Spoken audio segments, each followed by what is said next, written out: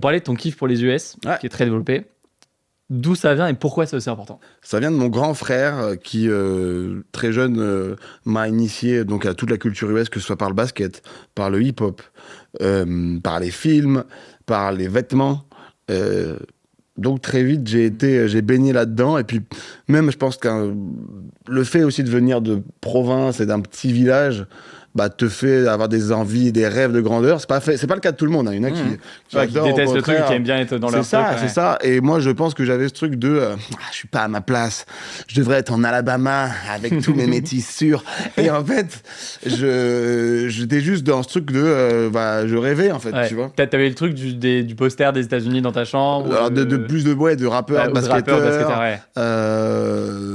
Et j'avais le tableau New York acheté à Ikea à 9 balles, hein, évidemment. J'avais le même. Times Square, avec le taxi jaune, là, super. Ouais. Et le papier peint, voilà. Exactement. Et non, oui, donc forcément, je viens de cet endroit-là. Donc je pense que ça a renforcé ce rêve-là. Et évidemment, d'y aller et de découvrir en plus après.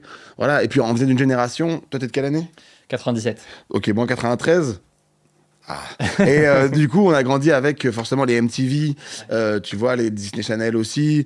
On a été biberonné aussi à ça, tous les programmes américains qui sont arrivés dans ces années-là, vraiment qui sont même la démocratisation du hip-hop, elle vient des USA. Enfin, moi après c'est le film Space Jam aussi qui m'a vraiment. Ouais, Space Jam, vu que j'étais fan des Looney Tunes, j'ai découvert les Looney Tunes, puis après j'ai fait Michael Jordan. Wow, ce grand noir chauve est cool. Et j'ai kiffé.